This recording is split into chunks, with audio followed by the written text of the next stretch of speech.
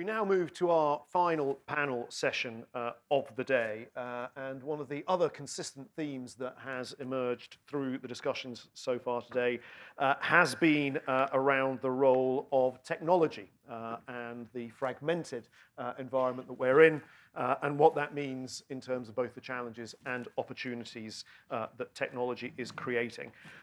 And I can't think of a better chair to take that forward, Rebecca Womersley, the Chief Information and Change Officer at Lloyd's of London and the Chair of City UK's Trade and Investment Group. Could you welcome her and her panel, please? Thank you, Miles. So today we're going to have a topic broadly around three themes. But before I introduce those themes, I'd like to get my panel to introduce themselves. Thank you. Thank you for having us today. So, Jordan Sinclair, I'm the president of Robinhood UK. Hi, everyone. It's great to be here. I'm Janine Hirt. I'm the CEO of Innovate Finance. We're the industry body for UK FinTech, and we're running UK FinTech Week this week, so it's wonderful to be collaborating here. Stuart McDowell, UK CIO in Société Générale. Not advocating the UK taking over France, obviously. And I'm Claire Harrop. I'm a partner-elect in the Financial Services Regulatory Team at Freshfields. I co-founded our FinTech group in 2013, so I've been very involved for quite a while now. Lovely, thank you.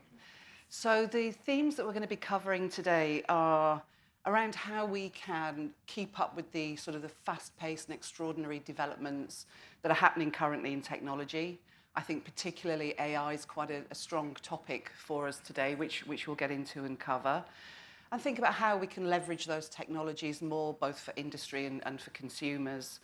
And then the third element is the impact that that's going to have on our workforce, so how we can keep up with skills development, how we can leverage these new technologies, and how can we best prepare for them as leaders within our industry. So the first theme is around the deployment of new technology. And Janine, first question's for you. So as technology is evolving so rapidly, particularly with things like AI as our example, what are some of the deployments and recent advancements that you've seen? Yeah, I think we're in a really exciting space right now because there's so much technology that's being harnessed in a way where we're seeing improved customer experience, improved customer engagement. We are looking at things like new ways to look at risk, look at how are we better working with the consumer at the end of the day, because so much of this technology is about putting the consumer back at the center of the financial services proposition. But in addition to the customer-facing aspect, we are seeing how areas like AI, Gen AI, can reduce costs, can increase efficiency, and also can help identify fraud at earlier stages on all levels. So I actually want to pass over here now to Jordan, because he's got one of the most exciting use cases in a minute in terms of Robinhood. But in addition to the investment landscape, we are seeing firms like MoneyHub use it to create a more centralized experience for the consumer. We're seeing firms like Eigen Technologies that are once again increasing risk capabilities and supporting the large institutions in really harnessing that technology to use it. But let me put it over to Jordan, because I think you've got one of the most exciting use cases. Thanks, Janine. I think the important words you said, there was rapidly changing technology and just how quick that change is. I mean, Robinhood, it's hard to believe we're 10 years old, and what we set out to achieve was create an accessible investment product. We have 23 million customers in the US now, and this is our first market outside of the US. And what we demonstrated is that actually by leveraging technology, we could make and build a product that provided investment tools for everybody. That's taken 10 years, and we've got to a great position. We're over 100 billion in assets. But when you look at what we've been able to do then in a shorter space of time, is take trading hours and actually change that and make trading 24/5, and the market is always open. And I think that demonstrates how things are changing so much quicker, and AI is likely leading towards the same route, where there's so many positives we can take from these technologies and so many ways we can just quickly get there. So it's really exciting. So how do you see the way that products are changing the relationship between consumers and industry? How have you handled that?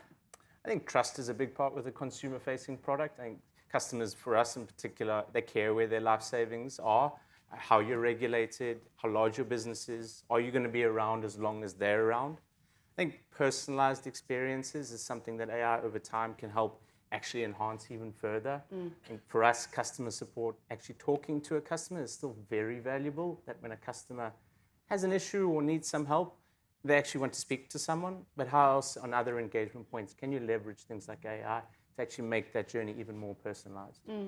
It's a good point, and Stuart, I'll come to you if that's okay, because trust is a really big part when we think about technological advancement. What are your thoughts? I think there's two bits to trust. There's trusting the technology, and then there's trusting the people using the technology. So if we take the first one, trusting the technology itself, you talk about Gen AI, because that's flavor du jour. You know, the output of it, do we trust the output? You know, there's lots of talk about hallucinations.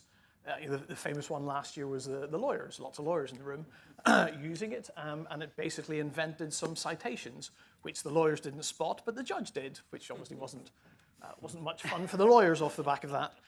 So there's, what goes into the model, what's the training data, are there bias in the training data, because all of that affects the output.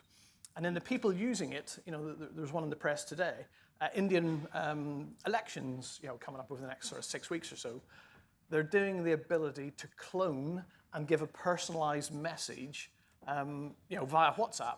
So if you're a wavering voter and you get a personalized message from a senior politician, that's going to, may tip you one way. The flip side of that is, deep fakes. There's plenty of that going on. That if you get something that, you're looking at somebody and they've said something, but it wasn't actually, it was all, AI generated. We're in a huge world of authenticity, and is it really that person saying it? It's big. And I think disclosure is a really big potential problem. How do our customers, consumers know actually who they're talking to? And I think at the moment there isn't regulation around that's helping drive that disclosure on I'm speaking to a human versus I'm speaking to a computer-generated voice. It's a really important point that we need to consider. So Claire, if it's okay, I'll come to you. So you co-founded Freshfields Global FinTech Group. And so you have a complete bird's eye view on regulation. How well do you think we're playing in the regulatory landscape at the moment? And how is regulation actually keeping up with the developments? I mean, it is incredibly challenging. I mean, Jordan mentioned, even in the last sort of 10 years, you've sort of got these incredible technological innovations that, the world looks very different. And it really is very challenging. But I think it is incumbent on our regulators and our legislators to sort of try to keep up and try to innovate in a sort of practical, pragmatic way. So when we co-founded the FinTech Group in 2013, at the time that was sort of Bitcoin had reached the dizzying heights of $1,000 a coin. And we had been saying, okay, well, at some point this is going to have to fit into the regulatory landscape somehow. We're 11 years on from that, and we don't have a clear sort of route. It's very different. The approach is taken by different authorities in different jurisdictions is sort of, at completely opposite ends of the spectrum. You have the US taking a very enforcement-led approach to regulation. You have the EU taking here's the regulation, and we're going to set everything out and properly regulate this. And you have the UK that is kind of moving into the sort of direction towards the sort of EU, but not very quickly. And I think it's sort of that balance between innovation and consumer protection. And so you do sometimes find that there's a bit of reaction. And that's a point. I think, Janine, you might have a point on this. No, I was just going to actually absolutely add to that as well, because I think when we're talking about regulating new technology, it's absolutely critical, to your point, to showcase the role that innovation and fintech has in creating a better financial services sector for the consumer. Right? We put out a report last year in collaboration with Accenture that shows that 98% of UK fintech is having a positive impact on the UK economy. More than a quarter is directly addressing the issue of inequality through greater access to a broader range of products.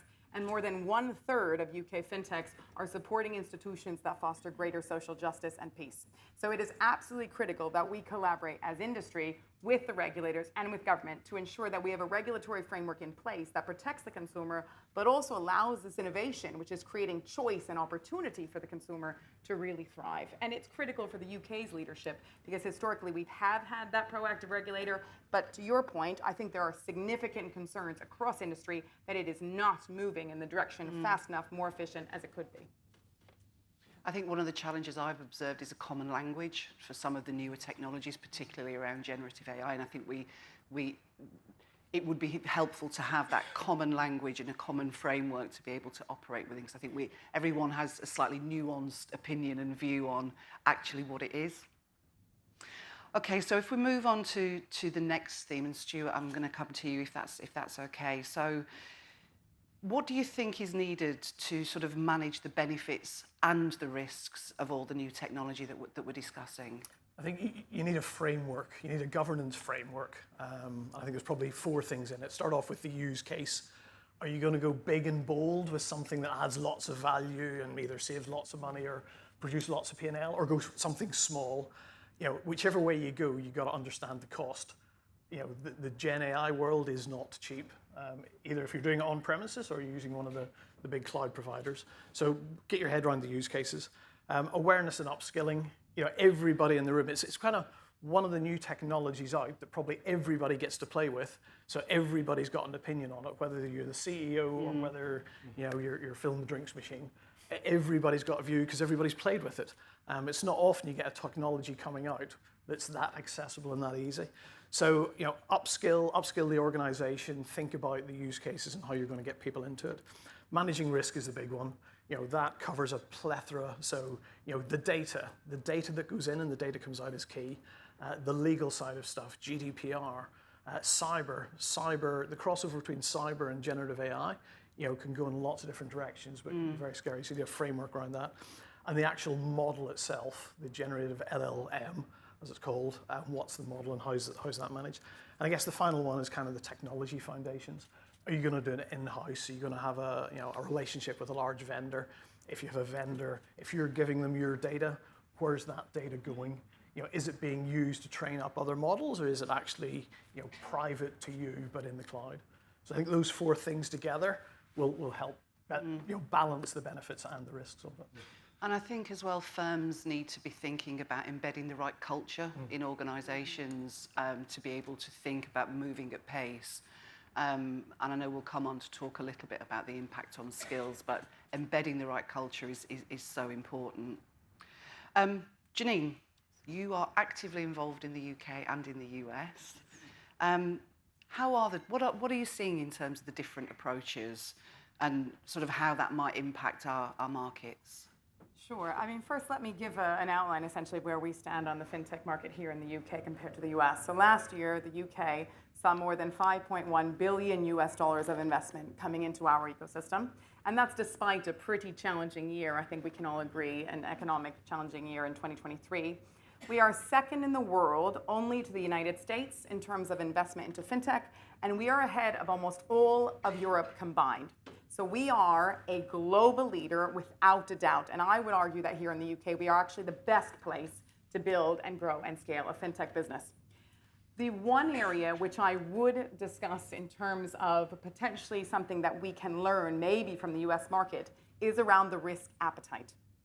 And I will talk about a conversation I had a few weeks ago. I was in the United States. I was moderating a roundtable on artificial intelligence. We were looking specifically at the ethical responsibilities of senior managers and senior leaders. And 4 days later, I was moderating a very similar discussion here in the UK.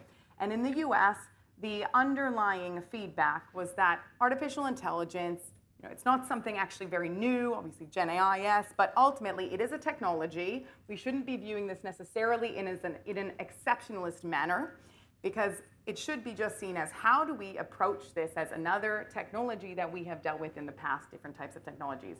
In the UK, there was very clearly an underlying sense of uncomfort or discomfort, a sense of a bit of fear around what this could mean.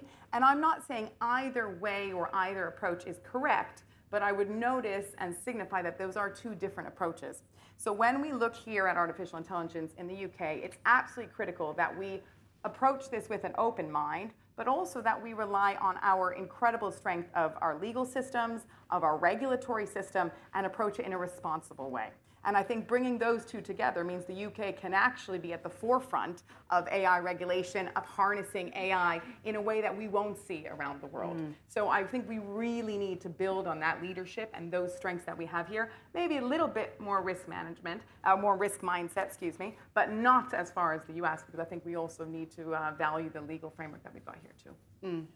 It's interesting, and Jordan, if I think about how you've expanded globally, what's been your experience of getting the regulatory approvals required in the UK? And we've had an FCA regulated entity since 2019, and for us it was a natural next step that once we built a business in the US of scale to look abroad, and the UK was a natural first step. I mean, we think it's a fantastic place to do business. It is a financial services hub and technology hub.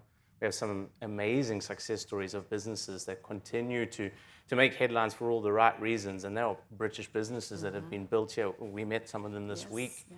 I think from a regulatory perspective, I mean, there's a strong framework, and whenever you expand, it's about understanding the customer in the new market and also adapting your product to the regulatory frameworks. Consumer Duty does give you guidance in what the FCA expects to see in your product, and that's helpful for us building a business. I think to your point, Janine, like, there is so much potential with these technologies, and in financial services where there really is a strong regulatory framework and a regulated industry, it's probably the best opportunity to actually fold that into existing frameworks, where I think Gen AI and the potential across industries, it may be even trickier to try and think, how do we look after consumers? There's a great opportunity for the UK to be a leader on this, and I think there's the right messaging and the right conversations happening. It's just getting to action and cross-industry and policy, industry, regulatory discussions. I think that's how you achieve it. Yeah. So Claire, do you have a view and thoughts in terms of what more the UK can be doing and should be doing to ensure that we do safely embrace the emergence of these new technologies? Yeah, I mean, I think we're doing pretty well, generally.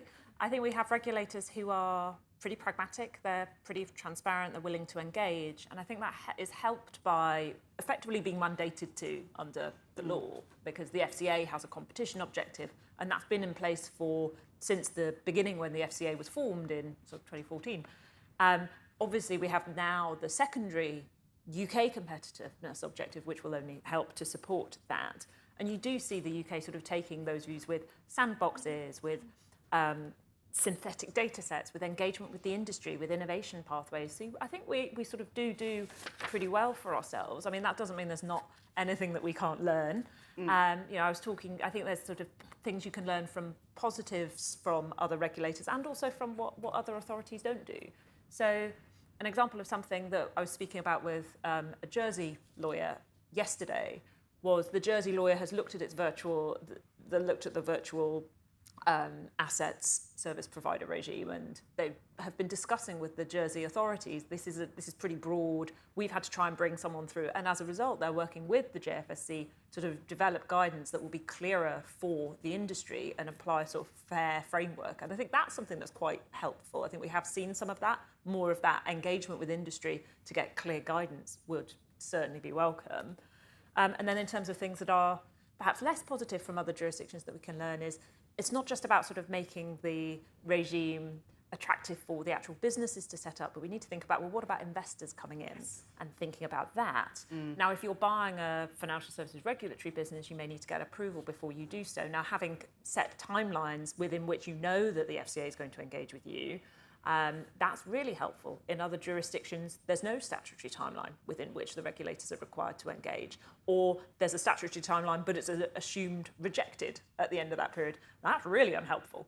That doesn't give you any sort of sense that the regulator is going to engage with you. So I think that's positive for investors as well. So I think we can learn quite a lot, both from what other countries do well and what others don't do quite so well.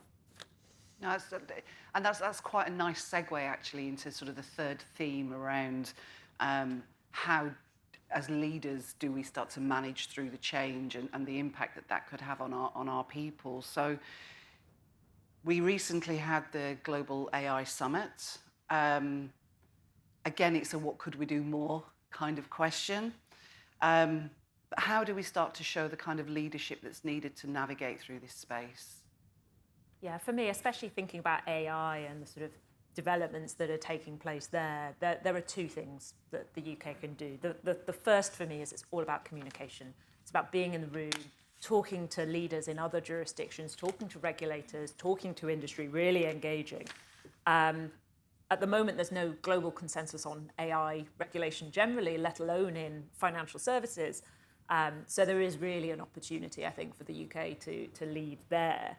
And the second is just by leading by example and by doing. It kind of builds on some of the themes I've spoken about already, the sort of sandbox, the industry engagement, the developing guidance. I think kind of by leading by doing, you're helping to sort of push the agenda forward, and then using that as a sort of way to engage further. It's sort of quite cyclical.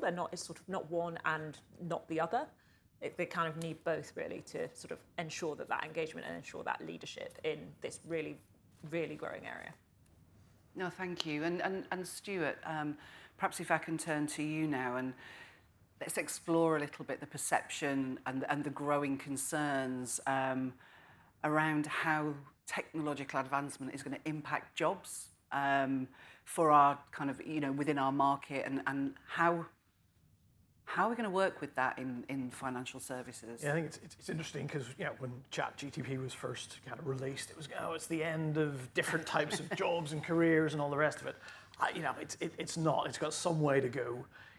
Within SocGen, we've done some pilots with developers using Copilot. And again, is it going to replace my developers? No, not for a while. Is it going to make them more efficient and make them better at what they're doing and remove some of the manual lookups and some of the syntax information? They're going to absolutely, reckon maybe 20% in terms of improvement in that. But I think it's looking at whether it's Gen AI or other new technologies as an enabler for businesses to do things. And it's about upskilling the organization. Gen AI, it's how do you use it? The job prompt engineer didn't exist 2 years ago, and now people can get paid big wages of cash for knowing how to write the correct prompt to get the most out of the model. That's something brand new. You'll have probably jobs of people writing frameworks for prompts that then normal people can put things in off the back of it. But it's also teaching people about what you can put into the model and what you can't put into the model. It's all about data. The data needs to be safe, needs to be clean. You need to know where your data is going. And then you've got specialist jobs, data scientists, in terms of running the models and building the models. There's a job there. And as I said, developers, making them more efficient off the back of it. But I think with any new technology, Gen AI is obviously the big one, but quantum computing is not too far away. In the next 10 years, there could be a big shift in quantum if that scales up to where people expect it to be, and that'll be another step change in technology, which people just need to be ready for, aware of. Quantum literacy is something that isn't there, I don't think, within the industry in general, financial services or other industries. It's about looking ahead and planning ahead for that. Yeah, I think you made a good point. It's about being more efficient rather than necessarily replacement, particularly in the early stages of that.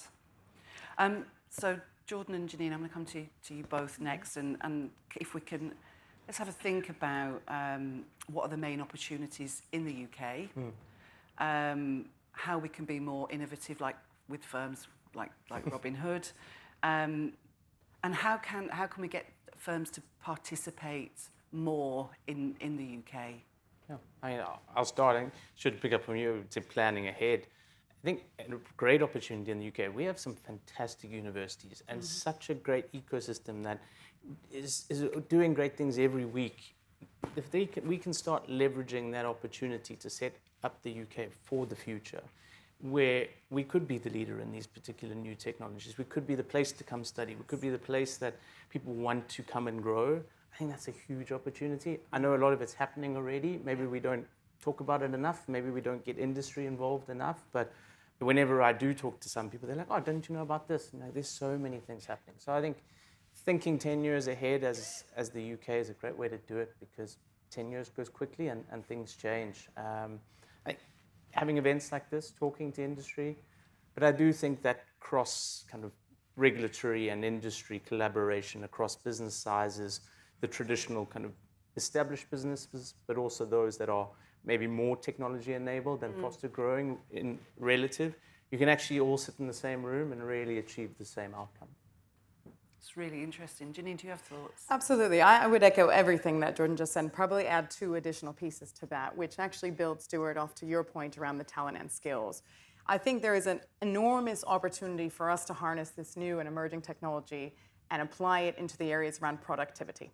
And also look at what should our sector look like in 10 years' time. We talked a lot about this week already. I think we've got Claire Tunley from the Financial Services Skills Commission here. There is a big opportunity for us to take a look forward and say, what are the skill sets that we need here in the UK to continue to be the financial services leader of the world in 10 years' time? And we have this period and this moment in time for us to really look at and dive deep into that. So I would say that's a key opportunity. The other area is we have so many incredible fintechs that grow and scale here. We need to do more as an ecosystem to make sure that they stay here, both for the benefit of the sector itself, but for the benefit of consumers across the entire United Kingdom. So we have launched something called the Unicorn Council. It's the CEOs of the highest growth fintech companies. It is looking at how do we bring in place some new policy initiatives to make the UK continue to be the most attractive place to not only grow your company, but actually also list here in the United Kingdom. So I think these are 2 areas that we can really develop on. But again, it's going to take that collaboration between industry and regulators and government to get there. And events like this as well. Yeah. Thank you. So great conversation, and now it's time to turn over to you guys for any questions. So I think there's 2 ways you can do that, either through the app, which I'll see here, or there are mics around. So if anyone wants to put their hand up, I encourage you to do so. Otherwise, I'll have a look and see if we've got any questions. Okay, which I'm on the wrong place. If someone could come and show me where the questions are, that would be great. I don't know if I can be of much help here either. It's not obvious, is it? No, that's the text message. No. I want to read that one. Okay. Oh, there we go. Perfect. Ongoing challenges and opportunities. There we go. There you go. Just to get the technology to work. So, okay. First question. Are British regulators getting the right balance between managing risk and supporting growth and innovation amongst fintechs? Who would like to take that? Janine. Yeah, it's a great question. So I think, this is a tough one, Claire, I'm sure you also will have some feed in. We as an industry would really like to see things moving faster. And that is around regulation in place, that's around everything from authorizations, that's the speed. We want a regulator that is fit for purpose and fit for the future. And we understand that's not an easy task, though, which is why I always go back to this point around collaboration. You need to have that exchange of information coming from industry through to the regulators and vice versa. There's been a lot of conversations about potentially having industry put some secondees in to give that capability. There is one area I will point out, which I'm sure is actually important to a lot of you here in the room today. It's not just the fintech community, but looking at things like fraud. So authorized push payment fraud, looking at the limit that the PSR has put on that. It's realistically, it is harming banks, it is harming challenger banks, and we're not actually dealing with the source of the fraud, where we know that 70% of that fraud, more than 70% of that fraud, is coming from the social media platforms, 60% from Meta alone. Apologies if Meta is in the audience, but 60%. So we need to be actually dealing with that at the source, because it is costing the large institutions an enormous amount of money. For challenger banks, it's absolutely detrimental. So making sure that the regulator understands what are some of the challenges, what are some of the issues, is critical. And to your point, it's also critical to make sure we still have investment coming in to our ecosystem. So summary, we'd like to see them move faster. We'd like to see them finding maybe a better balance between the faster moving and unleashing technology. Thank you. Claire, I think this next question is possibly for you. Which country sets the outstanding regulatory benchmark for this part of industry? UK, obviously. Obviously. But no, I actually do think there's that. I mean, you do have other jurisdictions, and Singapore springs to mind as being a sort of particularly open jurisdiction. And I know Hong Kong has sort of been a bit of a competitive battle with Singapore in terms of regulatory engagement and that sort of thing. I do think it's sort of, not to do down the US, I think that has been a particularly challenging area. I'm very impressed with sort of Robinhood for sort of managing to navigate, but there are certainly fintech businesses that do find the sort of fragmentation of the US regulatory landscape to be quite challenging to navigate, because there's just such a sort of diversity of different regulators. Great for a regulatory lawyer, less good if you're a business trying to set up there. So that would be my response. Thank you. Stuart, I'm going to come to you on this next one because it's linked to talent. So, and we've had a nice conversation. We've had conversation already. So, the question is the industry doing enough to attract talent in this area? And given that candidates might find tech firms more appealing than financial services firms, are we doing enough? Are we doing enough? Yeah, I don't think things have changed. So, Google, Facebook, the big ones have always attracted people. Can we do more? I think the big thing the banks have, which all big banks have, is legacy technology. We can't get away with it. We've rebuilt programs, we're moving things to cloud, et cetera, but that takes time and money and prioritization and things. I think for me, it's make the rules interesting. So working in large organizations like banks, you're doing throughput, low latency trading. There's lots of interesting bits of technology that maybe you don't get inside other places. We've got big focus on some of the softer things, the DEI side of things. That, again, everybody needs to work on and make better. But it's also making it attractive for the people who are in the banks already to keep them in the banks. So upskilling programs, being able to move between, mobility, obviously between France and the UK or between the US and Hong Kong. As a global organization, we encourage that for people. So I think we've got lots of stuff to offer. But yeah, we just need to keep working on it and doing more. Thank you. And one more question, which I think, Jordan, might be suitable for you. So AI is a rapidly evolving technology, and without it's sort of global commercial standards, what is our best chance of achieving a shared approach? So if I start with you, but I think Janine, you'll probably have an opinion, and Claire as well, but if I start with you, what do we need to do to sort of be addressing the concerns of our customers primarily? I'd say we've touched on some of those points there about collaboration, and I think that a couple of weeks ago, and I sat in a room with the FCA, HMT, and other financial services firms, just having a discussion about what does the advice kind of landscape look like in the future, and as they build out and look at ways of building that regulatory framework, what do the technologies look like by the time that's in place, just having that discussion to say, well, how can we share data amongst each other in a way that is, of course, helpful to build that framework and have those discussions. That was really refreshing, and more of that needs to happen. We say, we don't have all the answers. Let's work with you guys, and together we get there. And the fact that, I think we touched on already, it's around the talent piece too. There's probably a misnomer that certain fintechs are not financial services businesses just powered by technology. They've matured and reached a level of scale where they should be seen the same. And I think to a talent perspective, there are individuals really excited about working in those businesses, and I think we just have to keep working together on that. So maybe the angle of the question that would be helpful for you, Janine, is about the achieving a shared approach to the guide rails in this space. Do you have any thoughts? Yeah, I think it goes back to the point about trust, which we've referenced a few times, right? The financial services landscape as we know it has completely shifted over the past decade. If you think about Revolut, they launched in 2015. They now have more than 40 million customers all over the world.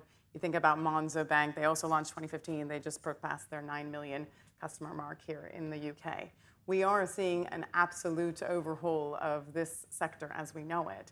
But in order to ensure that consumers feel comfortable, using services or companies that use this new technology, it's really important that we continue to educate them, and you have to do that through building trust. So again, it takes approach with everyone coming together, but also having them understand what that technology is being used for, and also understand where their data is. So that, I think, is really critical, is just having them see that. Any further thoughts on that theme, Claire?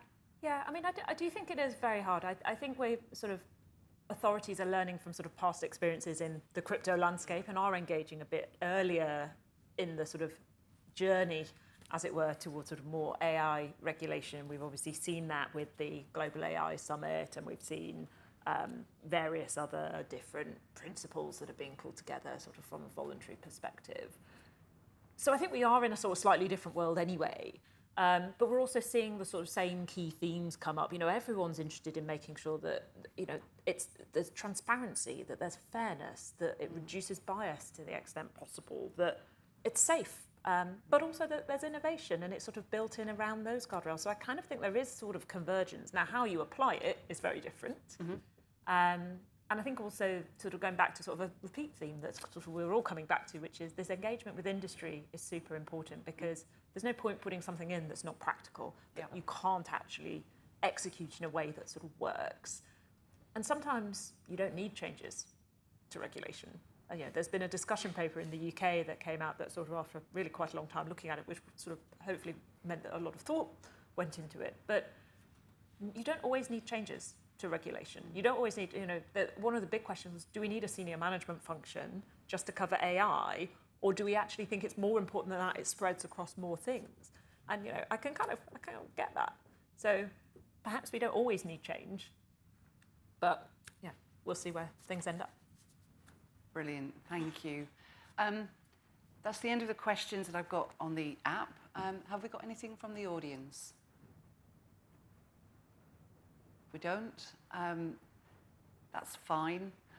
Well, I'd like to thank my panel for a great conversation. Really great to sort of get the views and your own perspectives on what is such a huge topic. So thank you very much, and we'll close there. Thank you.